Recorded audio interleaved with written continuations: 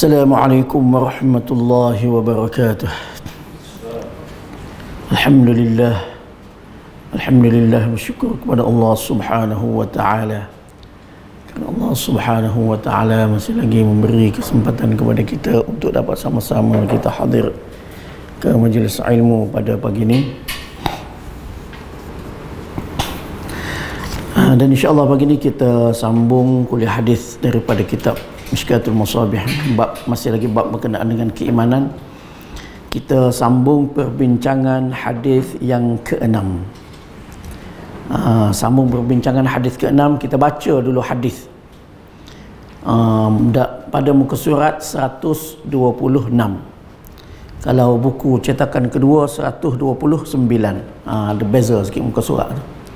Buku cetakan pertama 126, cetakan kedua 129. Kita baca hadis dulu. An Anas radhiyallahu anhu qala an-nabiy sallallahu alaihi wasallam la yu'minu ahadukum hatta akuna ahabba ilayhi min walidihi wa waladihi wan nasi ajma'in. Daripada Anas radhiyallahu anhu, katanya Nabi sallallahu alaihi wasallam bersabda, tidak sempurna iman seseorang kamu sehinggalah aku lebih dikasihi olehnya daripada ayahnya, anaknya dan seluruh manusia.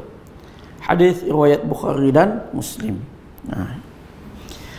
Jadi kita masih lagi membicarakan hadis berkenaan dengan antara kesempurnaan iman pada seseorang ialah memberikan kecintaan kepada Nabi sallallahu alaihi wasallam melebihi segala-galanya. Jadi kita sambung perbincangan hadis ini pada muka surat 133 ataupun 137. Itu beza antara cetakan pertama dengan cetakan kedua. 133 atau 137. Antara tanda kasih kepada baginda ialah mengasihi orang yang membela dan menghidupkan sunnahnya. Golongan yang paling menepati kehendak tersebut ialah golongan sahabat radhiyallahu anhum. Jadi kita masih lagi membincangkan berkenaan dengan ciri-ciri ataupun bagaimana cara-cara ataupun bagaimana cara untuk kita menunjukkan kecintaan kepada Nabi sallallahu alaihi wasallam. Jadi kita nak menunjukkan cinta kasih kepada Nabi, kita tengok cara yang dikehendaki oleh Nabi, cara yang ditunjukkan oleh baginda sendiri. Tu sebab dia dia lebih tahu tentang bagaimana cara untuk orang kasih suka kepada dia. Dia lebih mengetahui. Setiap orang memang begitu. Mesti masing-masing daripada seseorang tu dia tahu apa yang dia kehendaki daripada seseorang sebagai tanda kasih ataupun sayang kepada dia. Tu anak kepada ayah dan seumpamanya. Jadi begitu juga dengan Nabi sallallahu alaihi wasallam. Baginda menunjukkan cara-cara bagaimana untuk membuktikan kecintaan kepada Nabi sallallahu alaihi wasallam. Jadi sebelum ni kita telah baca dah beberapa cara yang diajarkan oleh baginda untuk menunjukkan cinta kepada baginda. Jadi antara dia ialah membela, mengasihi, mencintai golongan yang membela, mencintai dan menghidupkan sunnah Nabi sallallahu alaihi wasallam. Antara golongan tersebut paling utamanya nombor satu iaitu golongan sahabat. An Abdullah bin Mughaffal qala Rasulullah sallallahu alaihi wasallam, Allah fi ashabi la tattakhidhuhum gharadan ba'di faman ahabbahum fabihubbi ahabbahum wa man abghadahum fabibughdi abghadahum. Daripada Abdullah bin Mughaffal radhiyallahu anhu, katanya Rasulullah sallallahu alaihi wasallam bersabda, bertakwalah kepada Allah berkenaan sahabat-sahabatku, bertakwalah kepada Allah berkenaan sahabat-sahabatku, jangan jadikan mereka sebagai sasaran sepeninggalanku. Sesiapa yang mengasihi mereka, maka kerana kasihkan aku dia mengasihi mereka, dan sesiapa yang membenci mereka, maka kerana bencikan aku dia membenci mereka. Jadi sahabat-sahabat radhiyallahu anhum ni adalah orang yang paling kasih, paling cinta kepada Nabi sallallahu alaihi wasallam, dan mereka menjadi cerminan, menjadi neraca untuk kita menilai iman kita, menilai amalan kita. Apakah amalan kita menepati sunnah kehendak Nabi sallallahu alaihi wasallam ataupun tidak. Jadi kita boleh lihat di dalam Al-Quran dan juga di dalam hadis-hadis Nabi sallallahu alaihi wasallam yang menunjukkan perkara tersebut. Yang tu kalau mana kita tengok hadis-hadis tentang sahabat, kedudukan sahabat, ayat Quran tentang kedudukan sahabat. Jadi kita tengok umpamanya ayat dalam surah At-Taubah. والسابقون الأولون من المهاجرين والأنصار والذين اتبعوهم بإحسان رضي الله عنهم ورضوا عنه وأعد لهم جنات تجري من تحتها الأنهار تجري تحتها الأنهار. Mana Allah Subhanahu wa taala sebut golongan yang awal, yang mula-mula, mana memeluk Islam dari kalangan Muhajirin dan Ansar, dan golongan yang mengikut mereka. Maknanya orang yang ikut sahabat-sahabat radhiyallahu anhum. Mereka tu diberi keredaan oleh Allah dan mereka redha kepada Allah, dan Allah menyediakan untuk mereka syurga yang mengalir di bawahnya sungai-sungai. Dan banyak lagi ayat-ayat Al-Quran. Begitu juga dengan hadis Nabi sallallahu alaihi wasallam, sehingga Nabi menyebutkan kepada sahabat bahawasanya mereka tu seolah-olah golongan yang diutuskan oleh Allah. Innama bu'ithum muyassirin walan tub'athu mu'assirin. Kamu dibangkitkan, diutuskan untuk memudahkan orang ramai, dan kamu tidak dibangkitkan, diutuskan untuk menyusahkan. Jadi mana Al-Quran dan hadis-hadis menyebutkan seumpama itu. Kenapa? Kerana sahabat-sahabat radhiyallahu anhum ni mereka betul-betul ikut kehendak Nabi, betul-betul ikut jalan yang dilalui oleh Nabi sallallahu alaihi wasallam, sehingga seolah-olah mereka tu yang diutuskan oleh Allah. Seolah-olahnya sedemikian, walaupun hakikat sebenarnya yang diutuskan adalah Nabi sallallahu alaihi wasallam. Baik. Jadi kerana itu Nabi sallallahu alaihi wasallam menjelaskan tentang kepentingan cinta, kasih kepada sahabat-sahabat radhiyallahu anhum. Sehingga di sini Nabi sallallahu alaihi wasallam sebut siapa yang cinta, kasih kepada sahabat, hakikat sebenarnya dia cinta, kasih kepada Nabi sallallahu alaihi wasallam. Itu hakikat yang sebenar. Begitu juga sebaliknya, siapa yang benci, tak suka kepada sahabat, hakikat sebenarnya mereka benci kepada Nabi sallallahu alaihi wasallam. Itu hakikat yang sebenar. Sehingga Nabi beri peringatan, jangan jadikan sahabat sebagai sasaran sepeninggalan Nabi sallallahu alaihi wasallam. Jadi yang ni kalau kita nak tengok contoh yang sangat dekat lah, yang golongan yang benci pada sahabat, jelas sangat benci kepada sahabat, golongan Syiah.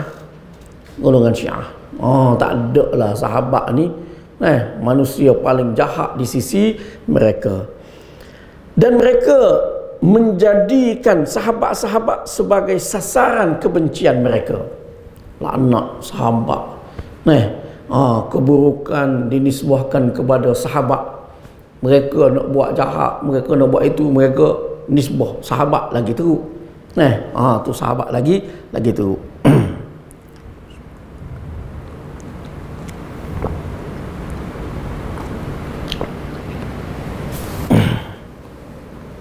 Ialah yang saya ingat berhadapan dengan Syiah, isu apa seorang Navy tu, bila mana isteri dia lah duk baloh-baloh depan kita lah, duk bergaduh isteri dia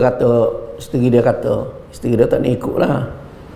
Dia kata macam mana Tok Guru pada suami dia tu ada sekali, mari sekali hok duk tarik suami dia tu kepada Syiah. yang kerja oil and gas dekat Manjung dulu. Bila si isteri kata, macam mana saya macam mana saya boleh terima dia, tak kata dia ni jahat tu. Dia kata tiap kali nak buat hubungan dia asyik minta dubur saya, dia kata lagu tu. Lepas tu yang suami tu kata kalau dia izinkan. Lepas tu yang dia kata sunnah Nabi, dia kata sunnah Nabi. Lepas tu yang suami pun kata kalau dia izinkan. Yang guru tu pun kata Umar berbuat. Jadi dia nak melampias hak benda tak baik hak dia nak buat, benda jahat hak dia nak buat, dia letak atas sahabat. Dia letak atas sahabat. Memang puak-puak dia kata lagu tu, dia pusing hadis dalam Sunan Tirmizi. Sunan Tirmizi itu yang Sayyidina Umar radhiyallahu anhu tanya Nabi sallallahu alaihi wasallam setelah turun ayat nisaukum harthul lakum fa'tu harthakum anna syi'tum. Turun ayat tu, jadi Sayyidina Umar tanyalah lagu mana kalau mari daripada belakang, bukan dengan maksud tepat tu, cuma dari pihak Nabi pun baca ayat tu. Tak apa, janji harth, tempat menunai tempat untuk menuai benih, situ tempat dia. Dia pusing puak-puak dia, saya duk bahas dengan puak-puak dia. Sini jelas hadis ni menunjukkan bahawasanya Umar memang dia ni minat lewat isteri dia. Kita gini kepala. Tengok. Lepas tu banyak apa tu dia nisbahkan kepada Nabi Lut pun sama juga. Nabi Lut bagi kebenaran. Apa masalahnya? Dia guna ayat Quran tu, haula ibanati hunna athharu lakum. Kan bila tetamu Nabi Lut datang, sahabat malaikat-malaikat dalam rupa lelaki-lelaki yang cantik, dan puak-puak dia, kaum dia mari kepung rumah Nabi Lut, kepung minta mari budak-budak tu kepada kami. Kan kaum Lut ni dia minat homoseks, jadi ada budak-budak lelaki cantik ke, puak-puak dia tak boleh duduk, pergi kepung rumah Nabi Lut. Lepas tu bila kepung lagu tu, susah hati Nabi Lut ni. Sudah malu kat tetamu-tetamu. Nabi Lut pun pergi keluar. Nabi Lut kata lah, apalah kamu ni, ini tetamu aku ni. Anak-anak aku ada, haula ibanati, ini anak-anak perempuan aku, ini lebih suci untuk kamu. Maknanya kenapa duk minat sangat kepada lelaki, patutnya minat pada perempuan lah. Ni anak perempuan ada ni, apa yang nak pada lelaki juga.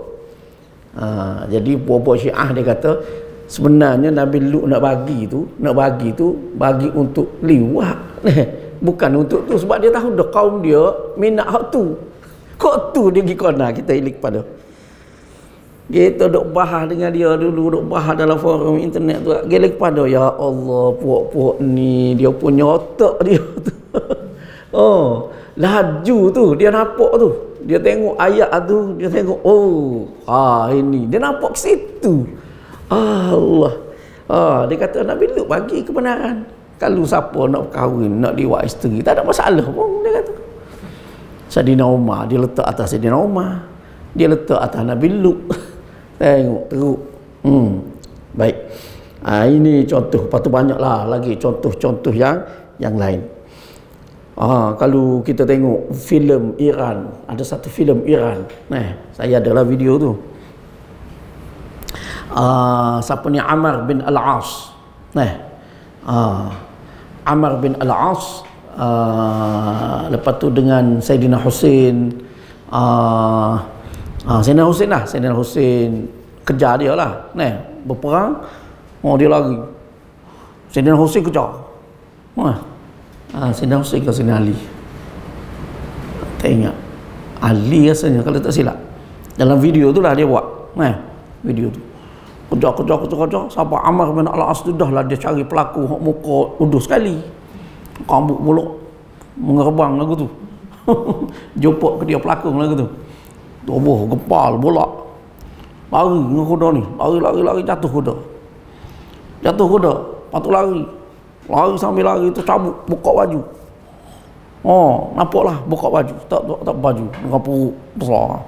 Lepas tu bila Sayyidina Ali sampai dekat, sampai dekat dengan pedang Zulfiqar dia tu lah. Oh, Zulfiqar tu. Yang kawan ni Amr bin Al-As ni, sebab masa dia tunjuklah nama tu. Amr bin Al-As laknatullahi alaih. Oh, dia siap tulis lagu tu. Jelas dalam filem tu. Nah, jadi bila Sayyidina Ali dekat tu, dia lari sambil lari tu, seluar pun dia cabut. Tercabut seluar, lari telanjang bulat. Oh, tu siapa Sayyidina Ali dekat, Sayyidina Ali popong.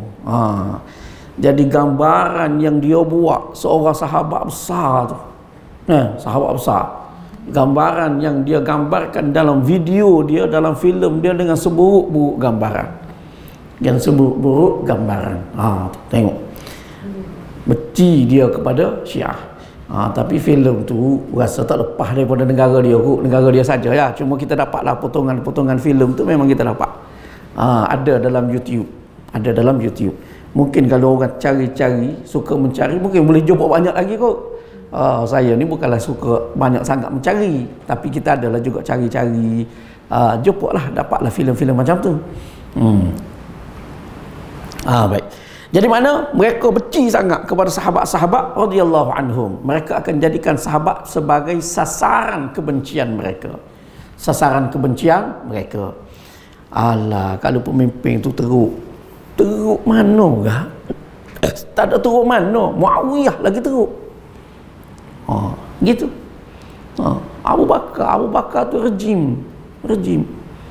Jadi mana sasaran mana dia nak menyasarkan kemarahan dia, panah dia apa tu semuanya kepada sahabat-sahabat radhiyallahu anhum. Jadi sebab tu tak pelik. Ratib wirid laknat sahabat tu memang jadi wirid dia lah. Jadi wirid golongan tersebut. Baik. Sedangkan di sini Nabi SAW sebut siapa yang cinta kepada sahabat, hakikat sebenarnya dia cinta kepada aku. Mana cinta kepada Nabi SAW.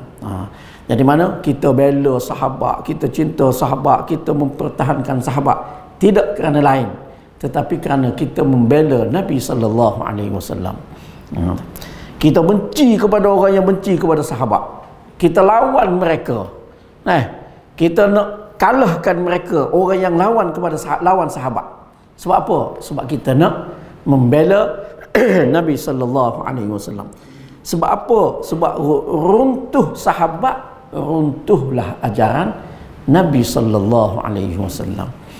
Sebab tu kita tengok orang yang jadi Syiah ni, apa dia duk amal sepanjang hidup, 50 tahun, 60 tahun, dia boleh tinggal gitu ya. Cuba kita bayangkan orang alim, seperti contoh di negara kita pun ada tokoh ulama, bukan calang-calang, pensyarah universiti UM, tulis buku, kitab dalam mazhab Syafi'i, kitab usul fiqh, tulis usul fiqh, dan kitab usul fiqh tu jadi rujukan pula untuk pengajian MA rasa di UM. Bukan main-main. Boleh bila jadi Syiah, tiba-tiba bila jadi Syiah, dia boleh lupa habis apa yang dia belajar dulu. Habis dia tak ingat. Siap bila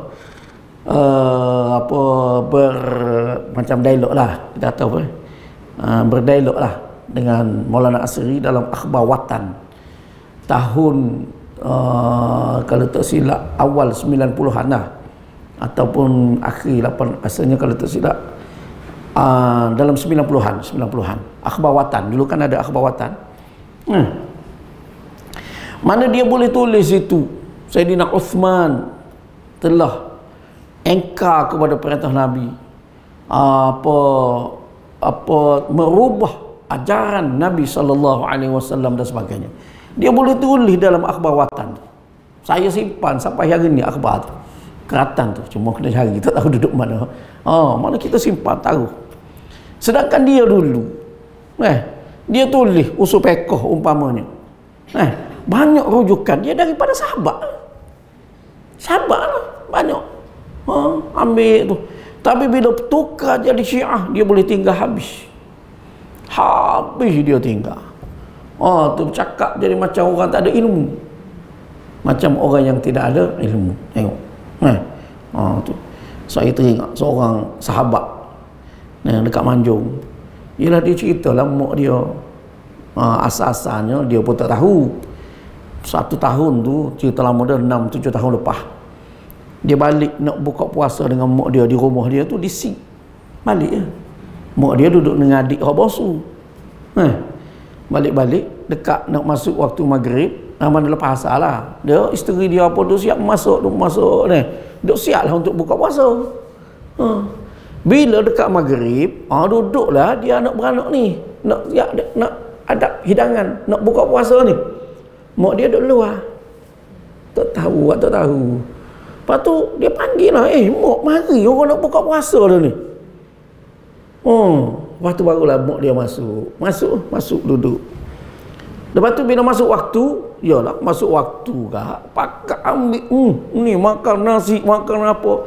Mak dia ni ambil kurma sebiji, kunyah kurma tu tak habis-habis kunyah.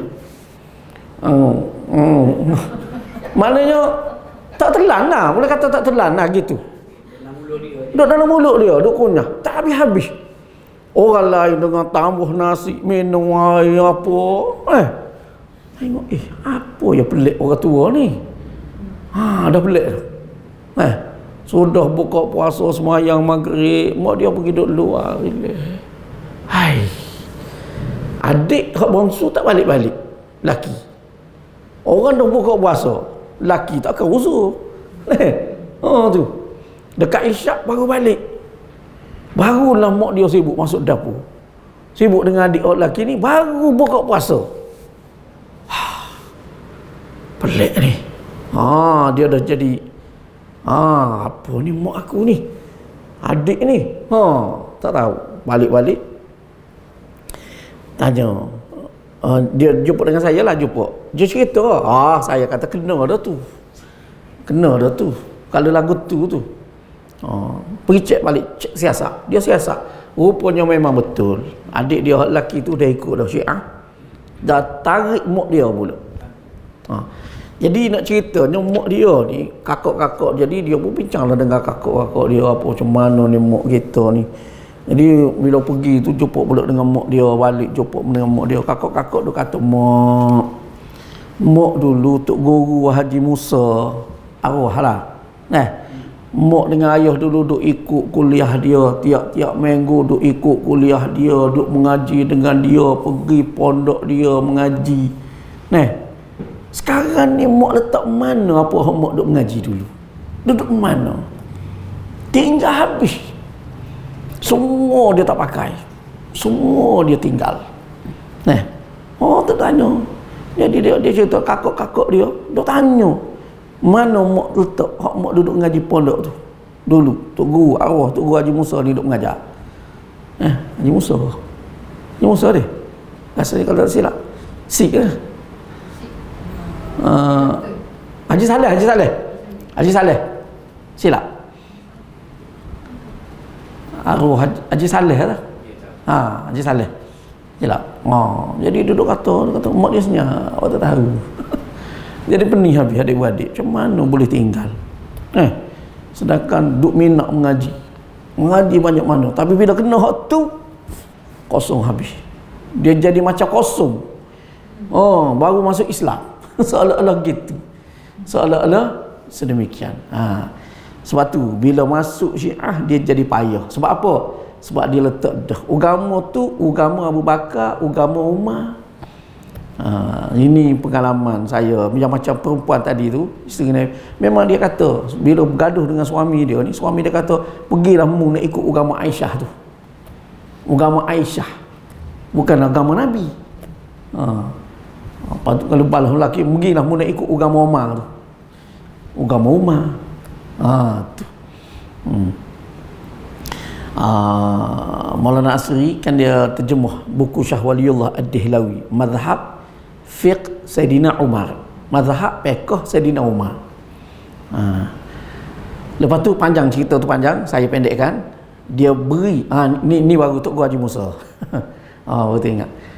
Dia panjang cerita macam mana dia boleh jumpa dengan Tok Guru Haji Musa tu. Tok Guru Haji Musa tu duduk di Tumpat, Kelantan. Arwah dia juga. Dia beri hadiah kepada Tok Guru Haji Musa, beri hadiah pinjam buku tu, Mazhab Fiqh Sayyidina Umar. Tok Guru Haji Musa balik. Dia baca. Sudah baca, dia nak pergi hantar. Sebelah, tidak jauh daripada rumah Maulana Asri itu, ada rumah kepala Syiah di Kelantan. Ada rumah antara orang awal yang bai'ah dengan Khomeini, 10 yang bai'ah dengan Khomeini ketika revolusi Iran. Jadi Tok Guru Haji Musa dia pergi nak hantar, Maulana Asri tak ada rumah masa tu. Jumpa dengan kawan tu. Kawan tu tanya, mari mana? Tak ada, nak mari rumah ni apa? Nak hantar buku ni. Dia tak tahu kawan tu siapa. Dia pun bagi. Marilah, tak apa, saya bagi. Dek mana? Sini rumah. Oh, sebelah. Tak apa, dia bagi. Kawan tu pun ambil. Kawan tu pun tengok buku tu. Lepas tu dia ambil, dia letak rumah Maulana Asri. Maulana Asri balik rumah, tengok buku tu, tengok. Terkejut tengok. Dia potong Mazhab Fiqh Sayyidina Umar tu, dia potong. Dia tulis agama Umar. Lepas tu dia tulis belakang, pembunuh Umar adalah pencinta Ahlul Bait. Macam-macam dia tulis. Dia maki Sayyidina Umar. Terkejut Maulana Asri. Hai, takkan Tok Guru Haji Musa tulis? Hai, apa ni? Terkejut dia. Pelik dia. Tak pernah sabar Tok Guru Haji Musa tulis benda lagu ni. Dia pun pergi jumpa Tok Guru Haji Musa. Dia pun tunjuk. Terkejut. Tak tahu ni. Terkejut dia.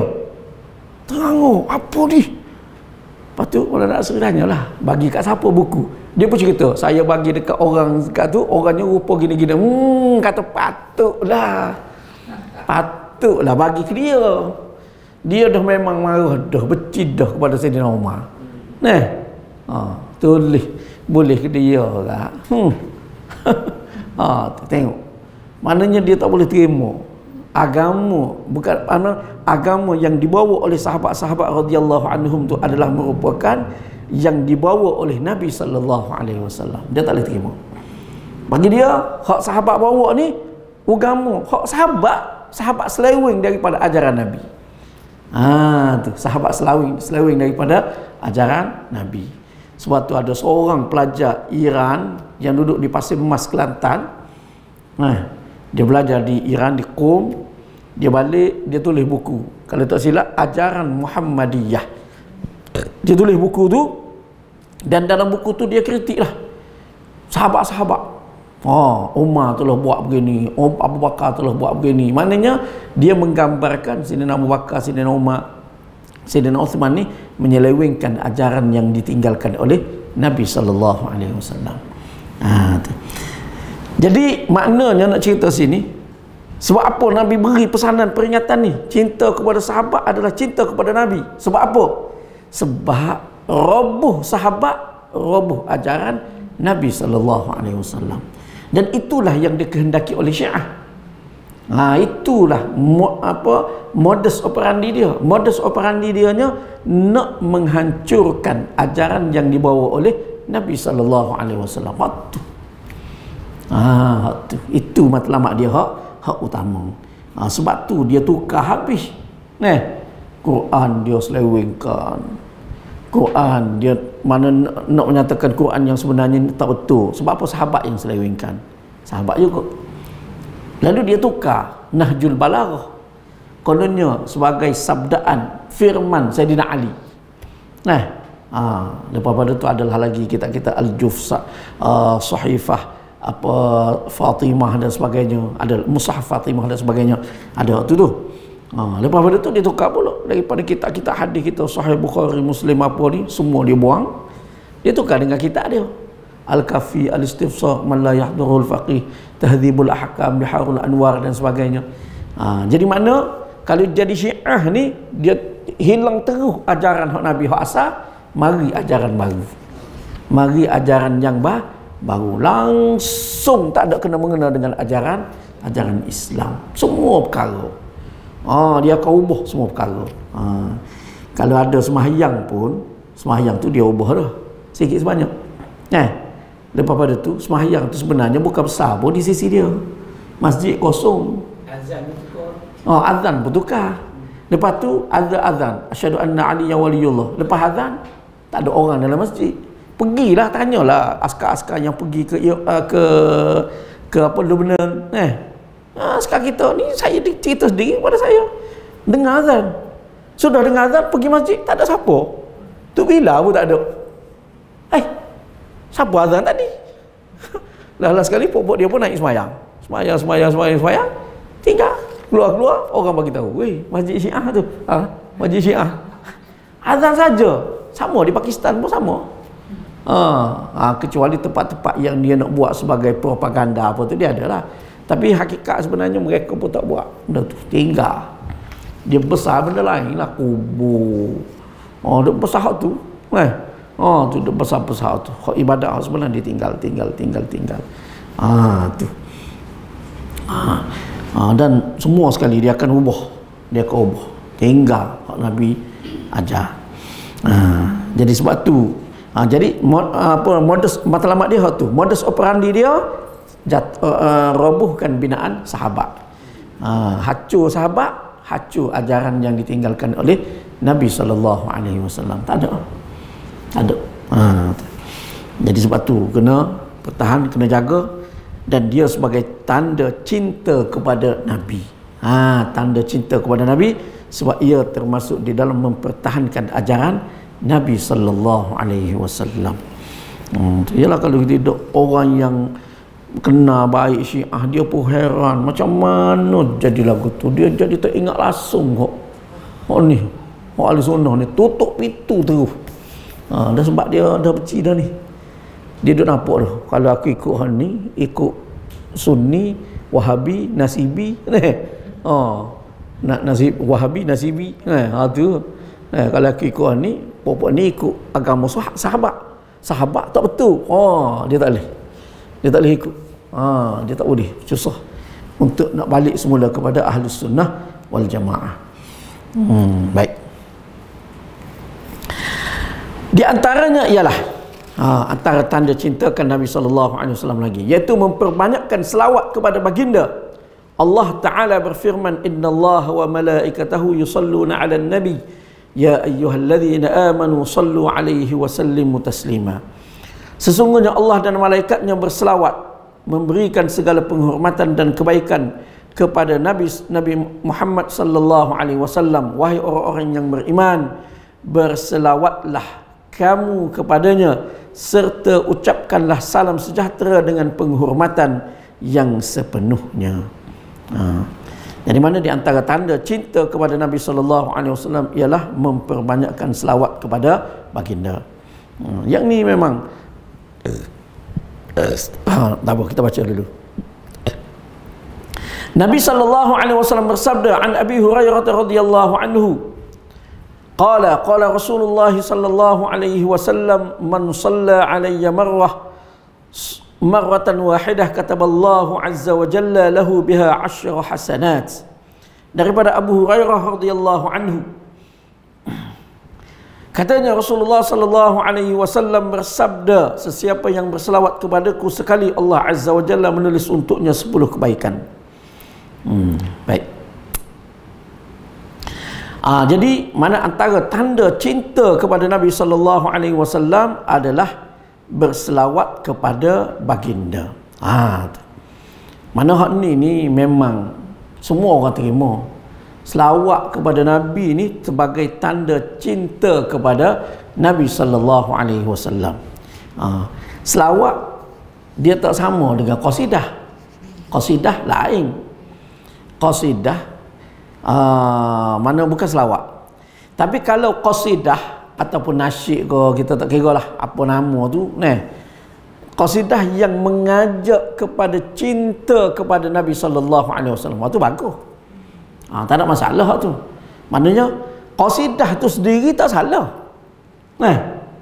Menganggap qasidah tu sebagai ibadat, semata-mata qasidah itu sebagai ibadat, dapat pahala, anggap ia sebagai selawat, tu hak salahnya. Jadi orang nak bagi, kita nak bagi penjelasan lagu tu. Kita nak bagi tahu ni qasidah, ni menyanyi, bukan selawat. Ni menyanyi qasidah ni semata-mata qasidah, bukan bukan merupakan ibadat. Ni tak suka selawat ke Nabi, pula dah. Pula dah deh. Tu. Jadi dia tak boleh beza. Tak boleh beza apa yang kita nak sampaikan kepada mereka. Yang tu dia tak boleh beza. Tu. Jadi soal selawat tak ada siapa pun salah marah. Ialah seperti isu apa dia panggil. Ialah kita bagi tahu apa tahlil kenduri arwah tak ada daripada sunnah. Nabi tak tunjukkan benda ni. Sahabat-sahabat tak tunjukkan, dalam kitab-kitab fiqh mazhab mana-mana pun tidak ada benda ni. Lepas tu dia kata, ini dia tak suka berdoa untuk orang mati. Kau tu pula dah. Yang kita bagi tahu benda lain, tapi dia pergi kerana ke arah lain. Mana dia pergi kata, ni sepatut ni orang nak berdoa pada orang mati pun dia marah. Gitu. Dia pergi kat tu. Sama juga macam ziarah kubur. Kita bagi tahu tak pergi, tak boleh ziarah kubur tu bergendang, duduk tawa, duduk cium apa dia panggil batu nisan dan sebagainya. Benda tu dilarang dalam kitab-kitab fiqh Syafi'i pun larang benda tu. Dia pun kata ini tak suka ziarah kubur. Jadi orang bagi tahu benda lain, dia pergi kona kau lain. Tu begitu. Baik. Jadi begitu juga dengan mana berkaitan dengan selawat ni. Berkaitan dengan selawat ni, iaitu selawat tu semua kita terima. Selawat kepada Nabi SAW adalah merupakan tanda kecintaan kepada Nabi. Nabi suruh. Banyak hadis-hadis yang menyebutkan tentang kelebihan selawat. Banyak. Tu macam-macam hadis. Khusus hari Jumaat saja. Secara umum tak kira bila masa. Selawat kepada Nabi SAW semua kita terima. Semua kita terima. Cuma kita tak naknya dengan beberapa cara yang dilakukan oleh sesetengah kalangan tu. Tu. Baik. Jadi mana ini sebagai salah satu daripada tanda cintakan Nabi SAW. Untuk memperbanyakkan selawat kepada Nabi SAW, maka salah satu cara yang sangat penting ialah menghidupkan pengajian hadis. Ini berdasarkan hadis yang berbunyi an Anas radhiyallahu anhu anna an-nabiy sallallahu alaihi wasallam qala man dzukirtu indahu falyusalli alayya fa innahu man shalla alayya marrah sallallahu alaihi ashra.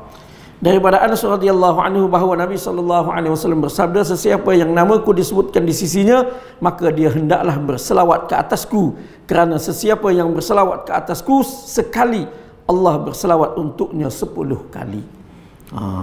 Itu tidak cerita lagi hak Nabi SAW ancam orang yang dengar nama Nabi disebutkan dekat dia tidak berselawat, dia tu orang yang paling kedekut.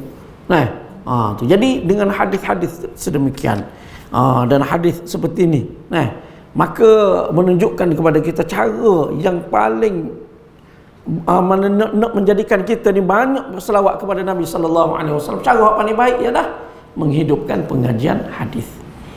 Sebab bila kita baca hadis,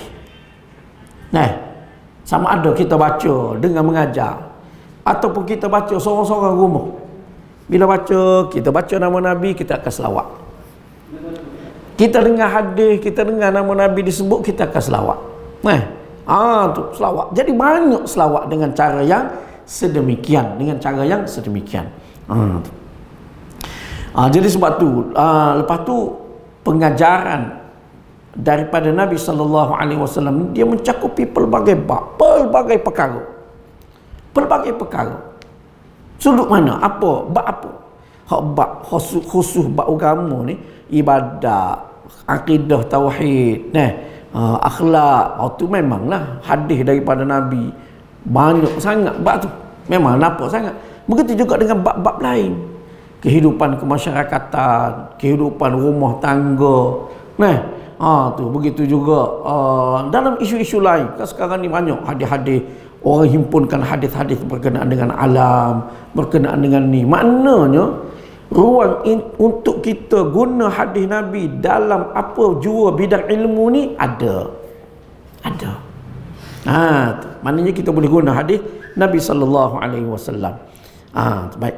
Jadi bila mana kita guna hadis Nabi, automatik kita sebut nama Nabi dan kita akan memperbanyakkan selawat kepada Nabi sallallahu alaihi wasallam. Dia sebenarnya kalau kita biasa duk main dengan hadis, kita akan jumpa lalui benda tu. Ialah saya sendiri alhamdulillah lah, mana kita orang panggil macam-macam, ceramah, doa selamat lah, orang panggil. Saya pergi. Orang panggil, ustaz, minta ustaz kita buat doa selamat. Boleh? Saya pergi. Tapi syarat kita lah kepalanya. Dia panggil apa? Tekong. Kita lah tekongnya. Jadi bila kita jadi tekong, kita buat tazkirah mengikut topik, mengikut tujuan doa selamat. Saya pergi, orang buka apa dia panggil showroom Subaru. Tokek India Hindu, pekerja-pekerja Muslim, ramai pekerja Muslim dekat Setiawan. Dia panggil suruh baca doa selamat. Terkejut juga. Pergi bila pergi kita bagi tazkirah Quran, hadis. Berkenaan dengan perniagaan, berkenaan dengan cari rezeki. Allah menundukkan, menjadikan semua untuk kamu dunia ni. Lepas tu berkenaan dengan apa perniagaan, konsep perniagaan dalam Islam. Baca ayat Quran, hadis. Sebut berkenaan dengan perniagaan. Islam menggalakkan perniagaan. Pergi haji pun boleh lagi nak berniaga sambil-sambil. Baca hadis-hadis pula. Lepas tu konsep kenderaan dalam Islam, macam mana Nabi, konsep Nabi naik kenderaan semua ni kita sebut. Yang tokek India ni siap rakam lagi. Ikut dia lah, dia nak dengar muja baru, tak apalah, kita tak kisah pun. Lepas tu macam-macam lah, orang naik rumah lah, orang buka pusat tuition lah, buka apa dia panggil ni, tempat sukan ni, dia panggil apa? Bukan kedai jual alat sukan, butik-butik butik sukan tu. Kasut bola lah apa. Dia panggil kita juga. Tapi orang jadi suka. Sebab kita pergi, kita bagi ilmu. Kita bagi ilmu, kita baca ayat Quran, baca hadis. Jadi mana masyarakat boleh berselawat. Orang yang dengar nak bagi makan. Sebelum makan, selawat dulu. Selawat dengan cara lagu mana? Dengar, kita baca hadis-hadis Nabi sallallahu alaihi wasallam. Jadi sebenarnya sama juga saya ceramah orang sebab kita terlibat dengan KRT, ketua peranda pula. Letih. Jadi ketua peranda keselamatan taman. Duk susung orang peranda. Nak kena ada toleransi sikit. Dah lah, jadi ceramah nak ajak orang meronda. Nak suruh orang meronda. Buat ceramah kesedaran supaya masyarakat setempat meronda malam-malam. Jadi saya pun pergi mana tempat saya lah. Mana kita baca hadis Nabi berkenaan dengan hidup masyarakat, berkenaan dengan saling tolong menolong antara satu sama lain. Kesedaran tu, bagi kesedaran. Pengarah apa dipanggil Japanese Jabatan Perpaduan Masyarakat, Kau Perak, Ipoh, dia turun malam tu, dia ada geleng kepala dia. Saya tak pernah dengar ceramah keselamatan baca hadis Nabi. Tak pernah dengar. Dia kata biasanya kalau ceramah keselamatan duk tunjuk statistik jenayah lah. Duk tunjuk statistik jenayah gini kita kena. Ini lain macam punya ceramah. Terkejut dia. Lepas tu dia bagi ucapan sikit lah. Sudah tu kita bagi pula hadiah buku pula ke dia. Terkejut. Ketua Peranda tulis buku. Terkejut dia. Tak tahu dia masih lagi pengarah sini, pengarah Perak ataupun tidak, tak tahulah. Haji Hadi nama dia. Saya dah pergi dah rumah dia dekat mana, dekat Embau, dekat sekolah apa? Sekolah agama sini. Izzuddin ke? Izzuddin Kan sekolah Izzuddin tu pergi ke depan ada Roembau. Nah, kan situ ada rumah kerajaan. Dia duduk situ. Saya pergi dah rumah dia. Dia panggil, ajak pergi. Dia siap tawar lagi. Ustaz, kalau ada program nak tidur di Ipoh, mari tidur rumah saya, tak apa. Ada. Tak apa, baik. Jadi nak ceritanya, hadis Nabi ni kita boleh bincang dalam pelbagai topik. Macam-macam topik kita boleh bincang guna hadis Nabi. Kita boleh ambil. Nak bincang berapa? Jadi bila begitu, ruang untuk berselawat kepada Nabi itu luas, banyak. Sebagai tanda cinta kepada Nabi sallallahu alaihi wasallam. Ini kita pun sedih juga. Kadang-kadang kuliah agama, ceramah agama, tapi sepanjang kuliah tak ada berbunyi Nabi sallallahu alaihi wasallam bersabda, tak ada bunyi. Jadi pelik. Sepatutnya tak boleh tinggal hak tu. Agama-agama ni mari daripada Nabi. Ni ceramah agama. Kita sayang kepada Nabi, tapi Tok Guru saya kata, Syekh tu kata, orang ni kata, orang tu kata, Tok Wali tu kata. Cerita Tok Wali pula. Sepatutnya kena banyak. Banyak sebarkan hadis-hadis Nabi sallallahu alaihi wasallam seluas-luasnya. Itu tanda cinta kepada Nabi. Hak berkenaan dengan galakan Nabi supaya menyebarkan hadis tu, yang tu kita dah jumpa baca dah sebelum ni. Dan juga dengan cara sedemikian akan membawa kepada banyak berselawat kepada Nabi sallallahu alaihi wasallam. Kemudian antara tanda kasihkan baginda ialah meninggalkan perkara yang tidak disenangi oleh baginda. An Anas qala lam yakun syakhsun ahabba ilaihim min Rasulillah sallallahu alaihi wasallam qala wa kanu idza ra'awhu lam yaqumu lima ya'lamuna min karahiyatihi lidzalik. Daripada Anas radhiyallahu anhu katanya, tiada orang yang lebih sahabat sayangi daripada Nabi sallallahu alaihi wasallam. Mereka bila melihat baginda, mereka tidak bangun kerana mengetahui baginda tidak menyukainya. Jadi mana antara tanda cinta kepada Nabi, tinggal benda hak Nabi tak suka. Hak Nabi tak suka. Seperti sahabat di sini. Kalau ikut sahabat gak dia, kalau boleh setiap kali Nabi mari gak panggung. Tetapi dia tahu Nabi marah. Nabi kata la taqumu kama pelik. Baru-baru ni ada seorang ustaz tu pergi mengajar tempat taman saya. Dia orang ceritalah, besok tu saya baca Quran lepas subuh. Lepas subuh tu saya baca Quran, lepas tu kita tadabbur sikit, lepas tu kebetulan ayat tu ayat berkenaan dengan mukjizat. Jadi kita pun ceritalah sikit mukjizat, termasuk dalam perkara mencari adab.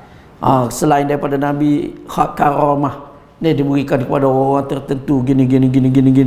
Saya ceritalah perbezaan antara mukjizat dengan karamah, apa perbezaannya itu cerita. Lepas tu ada jemaah tanya, Ustaz, semalam ada ustaz mai mengajar sini, dia duk cerita karamah, tu. Lepas tu dia ceritalah karamah apa nama Indonesia tu apa kan ada video hok akak kain tu. Ada nama apa tak ingat. Ada video dia tu sekumpul Abbas kumpul. Abbas kumpul naik motor, minyak habis, dia bokok kursi motor, berbahai, lepas tu berjalan. Karamah. Jadi patut dia, sebab apa dia sebut kawan tu? Sebab ceramah tu berkenaan dengan cinta kepada Nabi lah, berkenaan dengan Nabi lah. Jadi dia buat contoh Abbas kumpul tu. Abbas kumpul tu antara orang yang suka sayang kepada Nabi apa, sehingga boleh karamah. Karamah. Nampak lagu tu. Padahal saya pun kata, tak kena tu. Dia juga hok bawa hadis palsu, minum kopi, malaikat beristighfar untuk dia. Jadi sepatutnya orang yang cinta kepada Nabi, dia kena ingat ni, Nabi tak suka berdusta atas nama dia. Dia kena tinggalkan perkara yang Nabi tak suka. Itu bukti dia cinta kepada Nabi sallallahu alaihi wasallam. Jadi kalau kita asyik duduk buat benda hak Nabi tak suka, macam mana kita nak mendakwa kita ni berdusta, kita ni mencintai Nabi sallallahu alaihi wasallam. Sebab tu dalam soal ni nak dakwa apa pun, biarlah maknanya buktikan dengan realiti kehidupan kita. Buktikan dengan realiti kehidupan kita, bukan hanya mendakwa semata-mata. Tu jadi banyak sekarang ni kita tengok banyak mendakwa tu banyak, dari segi realitinya tidak melaksanakan sebagaimana yang didakwa. Baik. Kemudian di antaranya lagi ialah sanggup berkorban untuk membela syariat yang dibawa oleh baginda, menentang orang yang cuba meruntuhkannya, menghapuskan bid'ah yang merupakan lawan kepada sunnahnya, kerana ia akan merubah agamanya yang asal, mengikut segala perintahnya, mengasihi orang yang mengasihi serta membela sunnahnya, membenci orang yang membenci serta menghapuskan sunnahnya, bercita-cita untuk bertemu dengannya sehingga sanggup mengorbankan harta dan diri kerananya, dan sebagainya. Dan jumpa Nabi SAW ni kena bela sunnah Nabi lah. Kena bela sunnah Nabi. Ini sibuk duduk sebarkan amalan tu, amalan ni lah kononnya, buat bagus ni, boleh mimpi jumpa dengan Nabi lah apalah. Itu tidak menepati sebagaimana apa yang dituntut oleh Nabi SAW. Kita tidak suruh mimpi dengan Nabi, kita disuruh ikut sunnah Nabi, mempertahankan sunnah Nabi. Boleh mimpi jumpa dengan dia, alhamdulillah. Ulama-ulama dulu, sahabat-sahabat dulu, tak ada pun duk sibuk cerita benda tu. Imam Syafi'i pun ada ke cerita dia mimpi jumpa dengan Nabi? Rasa tak pernah dengar. Imam Bukhari pun hak tahunya sekali tu je. Imam Abu Hanifah pun tak tahu, tak ada orang duk sibuk-sibuk mimpi jumpa dengan ulama-ulama dulu. Tapi orang kita sekarang ni tiap hari mimpi jumpa Nabi. Tiap-tiap hari. Tak boleh tidur sikit. Kalau tak nak mimpi jumpa Nabi, jangan tidur. Siapa lagu tu seolah-olahnya. Pelik sungguh. Hebat. Itulah kadang-kadang kita ni kerana tersilap di dalam memahami konsep cintakan Nabi SAW, dan apa yang kita perlu lakukan untuk sebagai bukti tanda kecintaan kepada Nabi SAW. Baik. Jadi kemudian hadis yang seterusnya tu ada juga, masih ada lagi berkenaan dengan kecintaan kepada Nabi. Waktu tu insya-Allah kita sambung pula dalam kuliah kita yang akan datang insya-Allah. Wallahu a'lam. Subhanakallahumma wa bihamdika asyhadu an la ilaha illa anta astaghfiruka wa atubu ilaik. Assalamualaikum warahmatullahi wabarakatuh.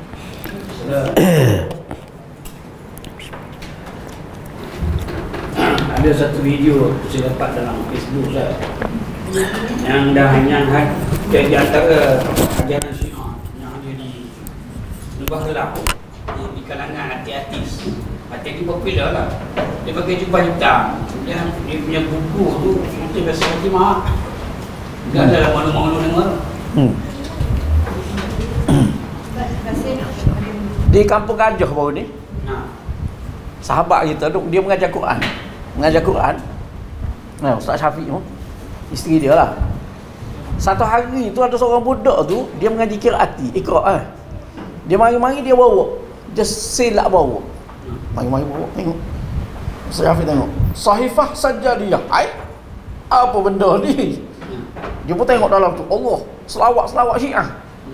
Dia pun ambil gambar, ambil gambar atas saya. Sahifah Sajadiyah ni dia sahifah yang menghimpunkan amalan-amalan harian Syiah. Wirid harian dia lah. Dia punya rutin harian. Hari Isnin malam Selasa baca apa, hari Selasa malam Rabu baca apa. Dia bawa tu. Lepas tu Ustaz Syafiq tanya ni awak ambil mana? Tadi saya nak cepat saya ambil dalam laci ayah saya. Laci ayah dia duduk luar. Jadi kira mungkin dah benda tu jadi amalan ayah dia, amalan harian ayah dia. Jadi kalau ayah dia amal benda tu, tak ada apa. Nak kata apa lagi. Saya suruh report dekat PTA Perak Tengah. Tak beraja. Yalah, kalau dia tidak, orang tak tahu. Itu siasat sampai ayah dia.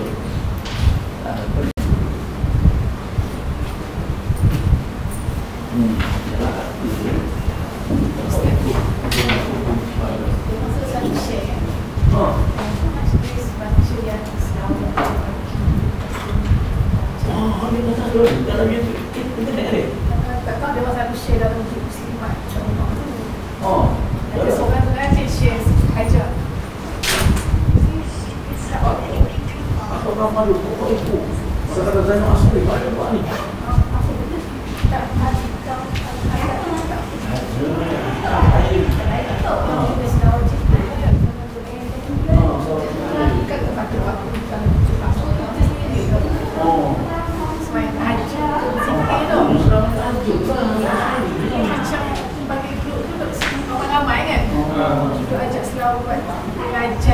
Hatta ni dipanggil Yuri hatta kamu. Dia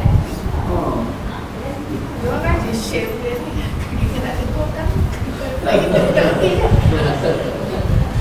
Dia mula ya. Dia akan tadi tidak beritahu. Saya beramal itu sebagaimana Nabi Muhammad SAW. Kita semua gitu ya. Patut kalau kita patuhan dia itu semua pada kamu. Gitu lah. Satu share, kita nak tegur, tak takut.